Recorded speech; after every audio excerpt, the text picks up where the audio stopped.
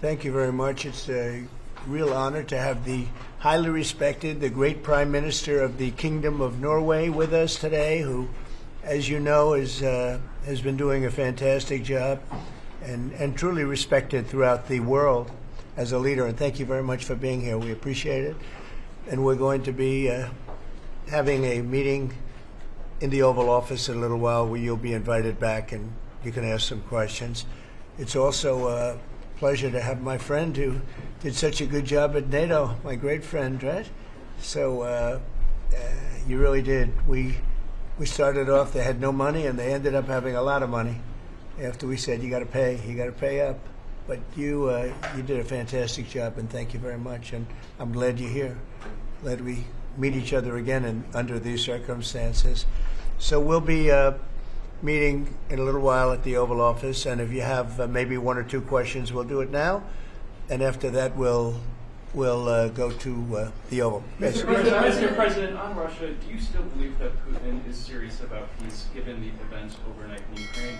And if that bombing doesn't end, are you considering new sanctions on Russia? So we are thinking that very strongly that they both want peace, but they have to get to the table. We're waiting a long time. They have to get them to the table, and I think we're going to get peace. We want to save 5,000 young people. I used to say 2,500. I now say 5,000. We have, Mr. Prime Minister, we have about 5,000 young people a week that are dying in that ridiculous war. And, I started out because I didn't like all the money that we were paying, and then I realized how many people were dying. And that's by far the more important element right now. I'm saying we can save thousands of people. And I don't like that it takes long at all, but I think they both want to make peace. I do believe so. There's a lot of hatred there. There's a lot of very bad blood, a lot of distrust. But I think I hope we're going to get there for the sake of a lot of young people that are dying. Mr. President, do you have a deadline for when the party? I have my own deadline. And we want it to be fast. And the Prime Minister is helping us. He wants it to be fast too. And I think everybody in this, at this time in NATO, they want to see this thing happen. So we have a deadline, and after that, we're going to have a very much different attitude. But I think it has a very good chance of getting done. Mr. President, what can Norway do to prove that they're an important ally to the U.S.? What can Norway do to prove Just keep doing what they're doing. We have a very good relationship with Norway. Great leader, great people. I know many of the people in Norway, and it's truly it's an incredible country.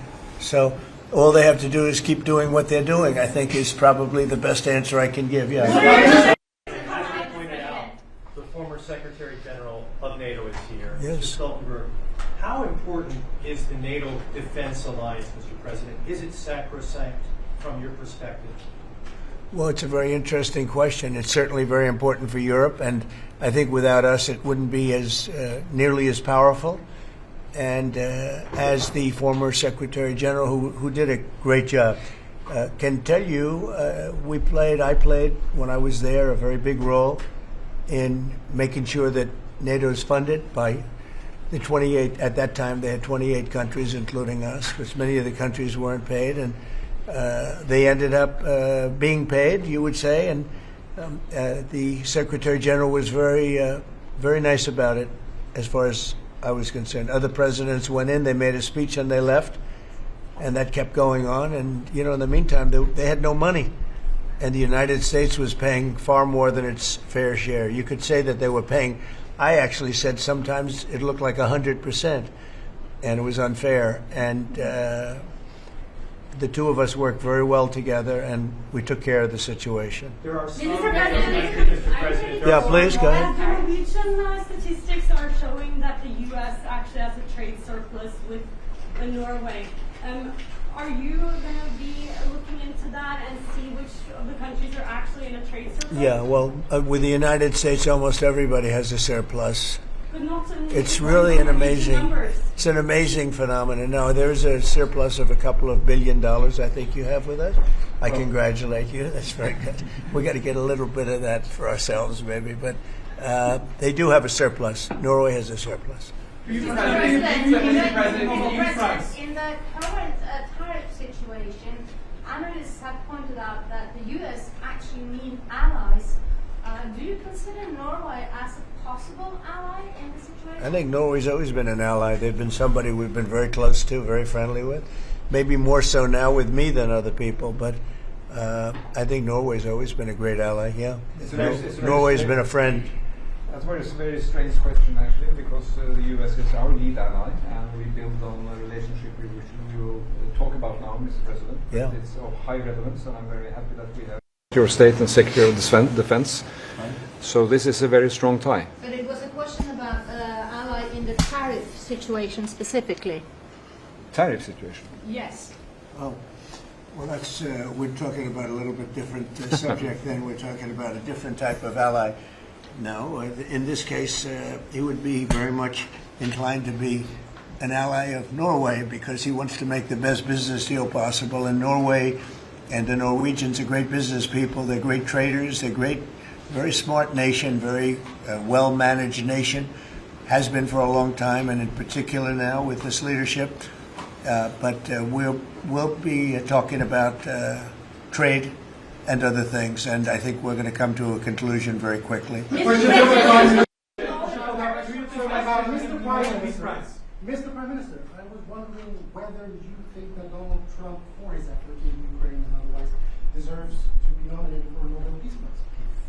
Well, I salute President Trump for having been taking very important initiatives to get this conflict towards an end which both parties deserve. We need to have a ceasefire, save lives, move towards something which is more secure for Europe, for the people concerned. And on that we work together. And I look forward to go into some details because we are at a critical moment.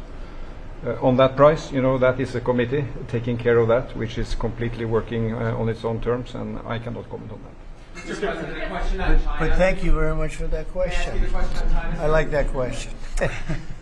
Yeah, please. A question on China. Can you clarify with whom the U.S. is speaking with China? They're saying it's fake news that trade talks are happening. Well, they had a meeting this morning, so I can't tell you. It doesn't matter who they is. We may reveal it later, but they had meetings this morning, and we've been meeting with China. And so I think you have, Jeff, as usual, I think you have your reporting wrong. Thank you very much. We'll see you. We'll see you inside. Thank you. Thank you, press for heads down out that door. Thank you. Everybody out. Thank you. Thank you. Keep moving, everybody. Keep moving. Thank you. You're out. Thank you. I would go. We'll all go together, gentlemen. Oh, yes, please do. I want to go skiing. I love Norway. I love Norway. Why? It's beautiful. And beautiful people. Thank you, Mr. President. Thank you.